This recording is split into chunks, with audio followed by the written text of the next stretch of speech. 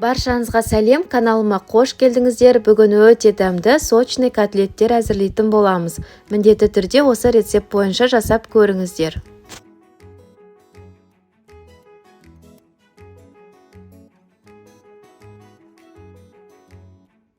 Бізге алдымен 400 граммдай фарш қажет болады. Үстіне тұз және қара бұрыш саламыз. Одан кейін пиязды блендерде немесе ет тартқыштан тартып майдалап алатын боламыз.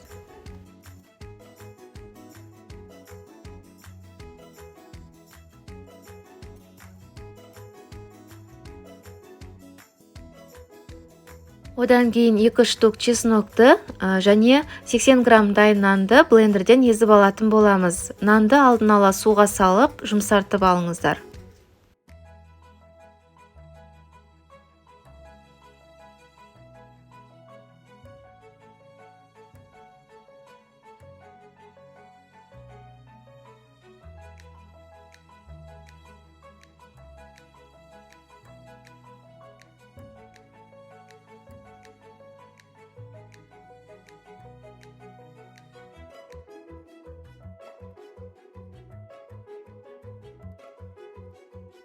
Үстіне 1 штук жұмыртқа және кішкене су қосып, осылай араластырамыз және осылай видеода көрсетілгендей жасаймыз.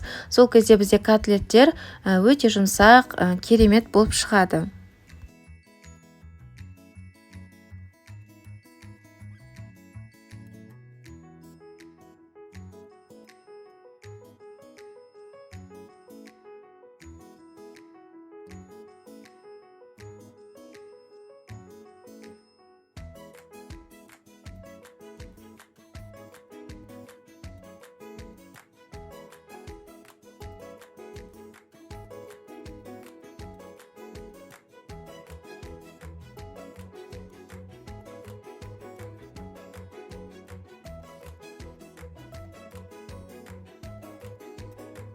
Барлық котлеттерімізді жасап болғаннан кейін сковородкаға кішкене сұйық май құямыз да, қызғаннан кейін бәрін осылай салып, асты-үстін қызартып, тек қуырып алатын боламыз.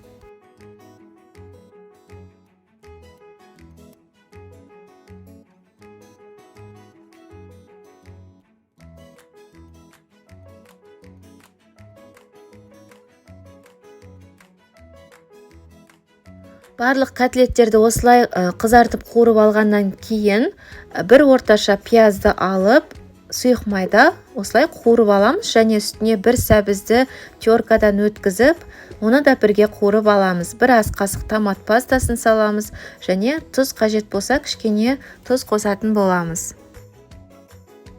Үстіне осылай котлеттерді тізіп шығамыз және кішкене мөлшерде су құямыз да 20-30 минутқа буда ұстаймыз. Сол кезде бізде котлеттеріміз толықтай піседі.